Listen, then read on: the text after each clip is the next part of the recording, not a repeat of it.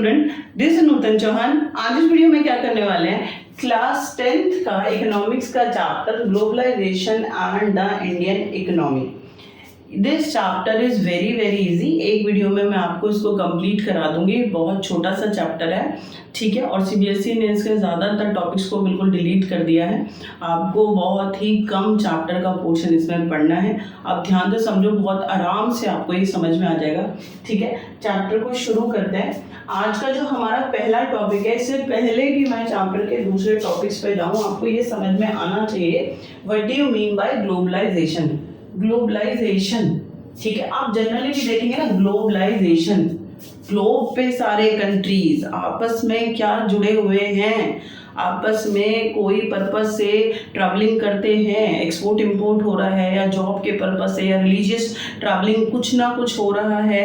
आपस में कंट्रियां जुड़ी हैं या बिल्कुल अलग अलग हैं, एक दूसरे से कोई मतलब नहीं रखते, जुड़ी हुई हैं। और नॉट इवन टुडे, ठीक है, फ्रॉम एंशिएंट टाइम पीरियड, यानी प्राचीन भारत से लेकर आज तक कंट्रियां आपस में जुड़ी हुई हैं। बात समझ में आ गई?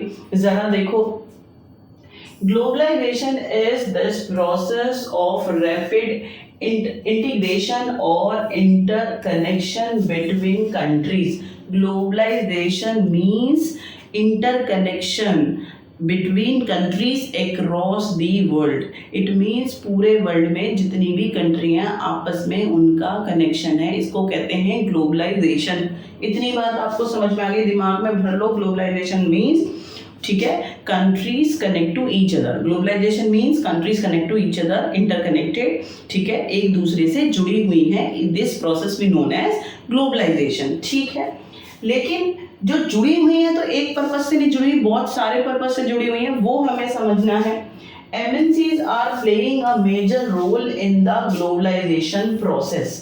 It means ये ग्लोबलाइजेशन में, इस प्रोसेस में जब कंट्रियां आपस में जुड़ती हैं तो उसमें अहम भूमिका किसने निभाई हुई है, किस वजह से कंट्रियां आपस में मेनली जुड़ी हुई हैं, वो है MNCs की वजह से, मल्टीनेशनल कंपनीज और कॉर्पोरेशंस की वजह से। जो मल्टीनेशनल कंपनी है, जैसे अमेरिका की कंपनी है, भारत में उसकी एक यूनिट है, या जापान की है, या चाइना की है, ठीक है, या भारत की कोई कंपनी दूसरी जगह पर सेट है, तो आप ये जो MNCs है ना, इन्होंने पूरे वर्ल्ड को आपस में जोड़ दिया है। तो MNC play crucial role to connect countries आया, और ग्लोबलाइजेशन प्रोसेस, इस प्रोसेस में, ग्लोबलाइजेशन में सारी कंट्रीज को जोड़ने की जो अहम भूमिका कौन निभा रहा है, MNCs निभा रहा है, ठीक है। आप इस बात को समझो कि ये वर्ल्ड है, ये अलग अलग कंट्री हैं, ठीक है। इस कंट्री ने यहाँ पर खोल लिया, इस कंट्री ने यहाँ पर अपने एक्सपोर्ट इंपोर्ट के लिए, ठीक है, कंपनी खोली, ने यहाँ पे खोला, यहाँ पे खोला, यहाँ आपस में जुड़ गई ना, ये हुआ globalization process because of MNCs। बात समझ में आया आपको? ठीक है, आगे चलते हैं। More and more goods and services, investments and technology are moving between countries. आज के टाइम में ज़्यादा से ज़्यादा चीज़ें, ठीक है, goods and services travel one country to another country. आज एक जगह पर अगर चाइना का प्रोडक्ट है, इंडिया में बिक रहा है ना, या इंडिया का चाइना में, जापान का इंडिया आ रहा है, तो today in our world most of their goods and services not just sell in their own country, they movable, आज वो घूम रही हैं। goods and services travel one country to another country। आज लगातार चीज़ें एक जगह से दूसरी जगह बिक रही हैं, just because of MNCs, export import बहुत ज़्यादा बढ़ गया है, और इस वजह से ग्लोबलाइजेशन बढ़ रहा है। तो hopefully you understand, this is very simple definition of globalization. Globalization means country connect to each other and who make a major role to connect countries to each other, MNCs, ठीक है। जो MNCs हैं, जो country है, वो व्यापार या production सिर्फ अपनी कंट्री में नहीं कर रहे हैं, वो दूसरे कंट्रीज में भी उन्होंने प्रोडक्शन यूनिट्स को खोला हुआ है। इसको कहते हैं ग्लोबलाइजेशन। है अमेरिका की कंपनी, उसने इंडिया में यूनिट खोली हुई, यहाँ प्रोडक्शन हो रहा है, यहीं से लेबलिंग करके अलग अलग देशों में बेच रहे हैं, है ना, नाम लिखा हुआ है मेड इन अमेरिका, और बना कहाँ पर, इंडिया में बना, जापान में बना, या जहाँ पर भी बना। बात समझ में आ गई? अमेरिका की कोई कार है, उसका जो पार्ट है इंडिया में बन रहा है, जब वो कार बन जाएगी, पूरा असेंबल्ड होगी, तो लिखा होगा मेड इन अमेरिका, लेकिन उसका एक पार्ट इंडिया में भी बना, ठीक है। तो वो चीज़ क्या है, MNC की है, कहीं की कंपनी काम कहीं और करा रही है, ठीक है। तो एमएनसी क्या करती है, पूरे कंट्रीज को आपस में जोड़ देती हैं, ठीक है। आगे चलते हैं। Besides the movement of the goods and services, investment and technology, there is one more way in which the countries can be connected, ठीक है। मैं क्या कह रही हूँ, एक तरीका तो है कि गुड्स एंड सर्विसेज एक जगह से दूसरी जगह पे चीज़ें आप खरीद और बेच रहे हैं, एक्सपोर्ट इंपोर्ट बढ़ ही रहा है, तो वो हुआ तरीका जिसकी वजह से कंट्रियां कनेक्टेड है। क्या सिर्फ चीज़ें ही एक जगह से दूसरी जगह पे जा रही हैं, एक्सपोर्ट इंपोर्ट की वजह से ही कंट्रियां आपस में कनेक्टेड है? जी नहीं, there is so many purpose, that is why countries connect to each other. कौन से वो दूसरे पर्पस हैं जिसकी वजह से ग्लोबलाइजेशन बढ़ रहा है और आपस में कंट्रियां कनेक्टेड है? हैव अ लुक, एक नंबर में आ जाता है, बहुत इंपॉर्टेंट है। This is through the movement of people, ठीक है, बिटवीन कंट्रीज। लोग घूमने के पर्पज से नहीं जा सकते, लोगों की अपनी मर्जी, they take citizenship of another country and they settle there, reside there, वो वहाँ पे रह सकते हैं। तो जो लोग हैं, people travel one country to another country. People usually move for one country to another country in search of better income.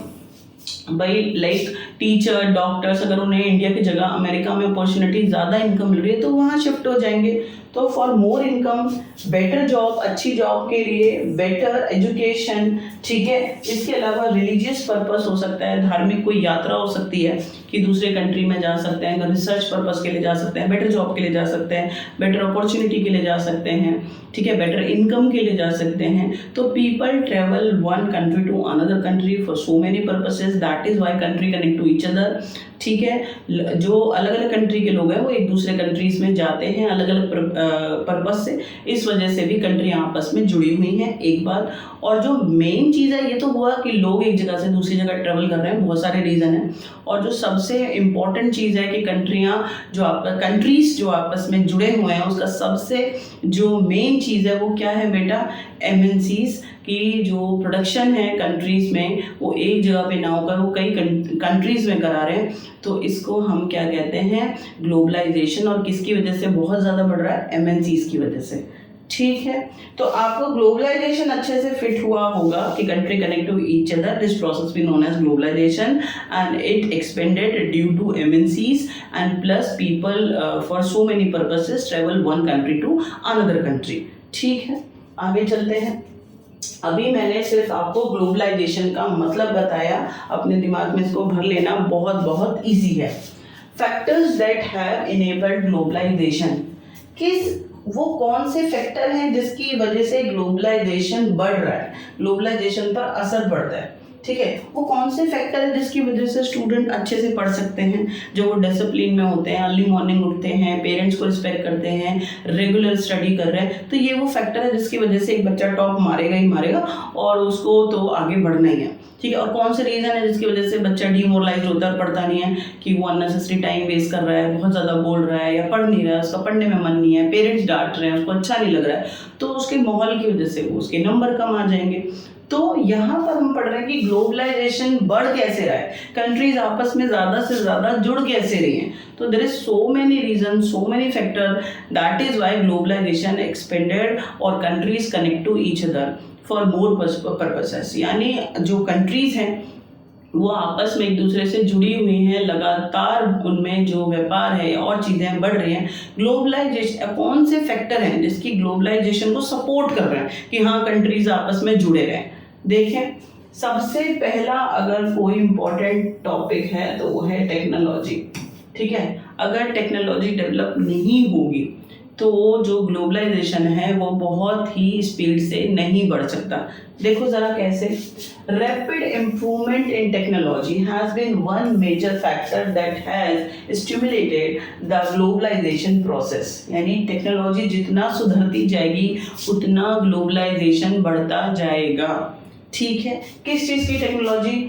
For instance, example, the past 50 years have seen several important improvements in transportation technology. It means, देखो पहले क्या होता था, by road चीज़ें एक जगह से दूसरी जगह पे जा रही हैं, ठीक है, या फिर बाय वाटरवेज एक जगह से दूसरी जगह पे जा रही हैं, हाँ, तो ट्रेवलिंग का जो स्पीड था वो थोड़ा कम था, लेकिन धीरे धीरे टेक्नोलॉजी बढ़ती गई और बाय एयर आज चीज़ें एक्सपोर्ट और इंपोर्ट करी जाती हैं बिटवीन कंट्रीज, तो इसकी वजह से स्पीड घटी या बढ़ी। तो कह रहे हैं travelling one of the biggest experiment, ठीक है, जहाँ पर टेक्नोलॉजी को बहुत इम्प्रूव कर कर क्या किया गया है, जो चीज़ें एक जगह से दूसरी जगह पर बहुत स्पीडली पहुंचाई जाती हैं। बाय रोड अगर वो 4 दिन में चीज़ पहुंचेगी तो 2 घंटे में बाय एयरवेज पहुंच जाएगी। तो technology play crucial role to expand globalization को बढ़ाने में, कंट्रीज को आपस में कनेक्ट करने में जो सबसे बड़ी रोल निभाता है वो है टेक्नोलॉजी। याद रखेंगे आज बाय एयरवेज, क्योंकि जितना ज़्यादा हमने इम्प्रूवमेंट करा है एयरवे टेक्नोलॉजी को, अब स्पीडली चीज़ों को एक जगह से दूसरी जगह तक पहुंचा सकते हैं। This has made much faster delivery of goods across long distance possible at lower cost. It means आज क्या हुआ है बेटे, आज जब हमने टेक्नोलॉजी को इम्प्रूव कर दिया, अब हमें 4 दिन 10 दिन 2 महीने की जरूरत नहीं होती बाय वाटर वे या रोड वे। अब क्या करते हैं अब हम बाय एयर वे बहुत स्पीडली और चीपेस्ट अफोर्डेबल प्राइस पर एक जगह से दूसरी जगह पर चीज़ों को पहुंचा सकते हैं सिक्योर वे में। तो टेक्नोलॉजी प्ले क्रूशियल रोल। हाँ, टेक्नोलॉजी इम्प्रूव करने से जो ट्रांसपोर्ट है वो स्पीडली, सिक्योर और अफोर्डेबल वे में एक कंट्री से दूसरे कंट्री में पहुंचाया जा सकता है। तो टेक्नोलॉजी आपके समझ में आया होगा कि जितनी टेक्नोलॉजी इम्प्रूव होती गई उतना ज़्यादा ट्रांसपोर्ट स्पीडली एक कंट्री से दूसरी कंट्री में होता है। अब आप देखो दूसरा जो इम्पोर्टेंट है वो क्या है टॉपिक, वो है information and communication technology. Information and communication technology क्या है बेटा, बहुत ध्यान से इस बात को समझो। ये भी दूसरा फैक्टर है की वजह से ग्लोबलाइजेशन क्या है, बहुत ज़्यादा बढ़ रहा है।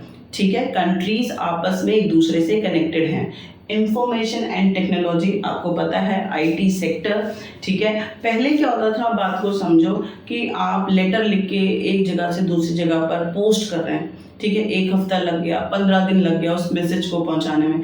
बट आज क्या हुआ, टेक्नोलॉजी कंप्यूटर है, बाय ईमेल, इलेक्ट्रॉनिक खत आप लिख सकते हैं। इट मीन्स कंप्यूटर पे आपने एक मेल लिखा और विद इन सेकेंड्स वो एक कंट्री से दूसरे कंट्री में पास हो सकता है, हो जाएगा।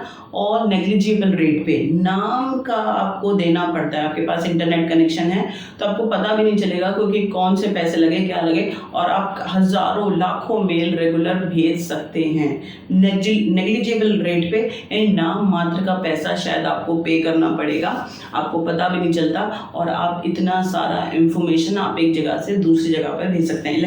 इलेक्ट्रॉनिक मेल आप यूज़ करते हैं, फैक्स आप यूज़ करते हैं, ठीक है। तो ये वो साधन है, जितना ज़्यादा आईटी सेक्टर डेवलप हुआ है उतना ज़्यादा कम्युनिकेशन कंट्रीज में बहुत ज़्यादा इम्प्रूव है। आप एंशिएंट इंडिया की बात करो तो घोड़े पर एक जगह से दूसरी जगह पर ना जो मैसेंजर है वो जो राजा का वो जा रहा है मैसेज लेके, बीच में कोई उसको क्या कहते हैं उसको पकड़ ले, उस मैसेज को गलत तरीके से इंटरप्रेटेड दूसरी जगह पर कर दे। आजकल वो सारा चक्कर नहीं है, वो सब बंद हो गया। तो पहले 2-2 महीने लग जाते थे एक राजा को अपना मैसेज दूसरे राजा तक पहुंचाने में, हाँ। लेकिन आज क्या है, आप बाय एयर भी जा सकते हैं। मैंने आपको ट्रांसपोर्ट टेक्नोलॉजी बता दिया जल्दी से। और दूसरी बात क्या है कि अब आपको कहीं जाने की ज़रूरत नहीं है। आपके बैंक के ट्रांजैक्शन, लाइक आपने अमेरिका से कुछ परचेस करा तो आप ऑनलाइन परचेस कर सकते हैं, ठीक है। आपने 2 मिनट में उसको क्या करा कि भाई मुझे ये प्रोडक्ट खरीदना है, आपने वो मार्क कर दिया, प्लस ऑनलाइन आपने ट्रांजैक्शन कर दी। आपको कहीं बैंक जाना पड़ा, आपने अपने खाते से वो अमेरिका की कंपनी के अंदर उनके बैंक में पैसे डाल दिए कि भाई जो इसका प्रोडक्ट का रेट है वो मैंने आपको पे कर दिया, और वो भी ऑनलाइन डिलीवरी कर देंगे और बहुत स्पीडली सिक्योरली आपके घर तक आपका प्रोडक्ट पहुंच जाएगा।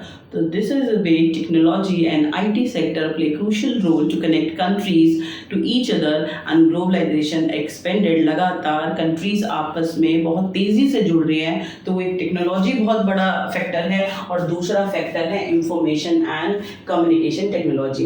देखो In recent time, technology in the areas of telecommunication and computer internet has been changing the rapidly. लगातार कंप्यूटर इंटरनेट इसने हमारी पूरी दुनिया को बदल दिया है. कैसे बदल दिया है? Telecommunication facilities like telegraph, telephone including mobile phone, fax, mobile के थ्रू आप जल्दी से अपना ऑर्डर प्लेस कर सकते हैं, बात कर सकते हैं, फैक्स कर सकते हैं, टेलीग्राफ कर सकते हैं, टेलीफोन कर सकते हैं, are used to connect one another around the world to access information instantly and communication from remote area. remote area माने पिछड़े हुए एरिया, यानी आज आप बहुत जल्दी से तेजी से by telephone, by fax, by mail अब एक जगह से दूसरी जगह पर कनेक्ट हो सकते हैं, अपने कम्युनिकेशन कर सकते हैं, अपनी बात को, अपने मैसेज को पहुंचा सकते हैं, ठीक है. और रिमोट पिछड़े एरिया में भी पहुंचा सकते हैं. आज बहुत फैसिलिटी है, ठीक है. This has been facilitated by the satellite communication devices. Satellite की वजह से आज जो टेलीफोन है, मोबाइल है, आप इजीली जो बात कर पाते हैं, मेल कर पाते हैं, पोस्ट चीज़ें कर पाते हैं, ठीक है. तो वो सब कुछ सैटेलाइट की वजह से होता है. तो सैटेलाइट की वजह से क्या होता है कि जो सारी चीज़ें हैं, ये जो टेलीग्राफ, टेलीफोन और आपका मेल, इंटरनेट बहुत स्पीडली चलता है और कम्युनिकेशन आप रिमोट पिछड़े एरिया में भी कर सकते हैं. Internet also allow to send instant electronic mail, मैंने आपको बता दिया, voice mail across the world at negligible cost. It means, बार बार मैं कह रही हूँ, नेग्लिजिबल कॉस्ट पर, ना के बराबर. आज आप पूरे वर्ल्ड में कहीं पर भी इलेक्ट्रॉनिक मेल, वॉइस मेल पहुंचा सकते हैं, ठीक है. कंप्यूटर पे आपने मेल लिखा और वो विद इन सेकेंड दूसरी जगह पर पहुंच जाएगा, वो एक्सेप्ट करेगा, उसको पढ़ लेगा मैसेज को. और नेग्लिजिबल रेट, ना के बराबर आपको पैसा देना पड़ता है, आपको पता भी नहीं चलता. आप हज़ारों लाखों मेल एक दिन में एक जगह से दूसरी जगह पर कर सकते हैं. तो आप ऑनलाइन पैसे भेज सकते हैं, बातें कर सकते हैं, आप चीज़ें डिलीवर कर सकते हैं. टेक्नोलॉजी इतनी फास्ट हो गई है और इंफॉर्मेशन एंड टेक्नोलॉजी सेक्टर इतना फास्ट हो गया है कि आप अपने जो मैसेज हैं वो बहुत इंस्टेंट भेज सकते हैं. तो दीज आर द फैक्टर जिसकी वजह से ग्लोबलाइजेशन बढ़ रहा है, ठीक है. अब हम नेक्स्ट वीडियो में इसके आगे के फैक्टर्स को डिस्कस करेंगे कि कौन से फैक्टर हैं जो ग्लोबलाइजेशन को और ज़्यादा इम्पैक्ट कर रहे हैं और ज़्यादा बढ़ा रहे हैं, ठीक है. तब तक के लिए आप बहुत खुश रहो और पढ़ते रहो.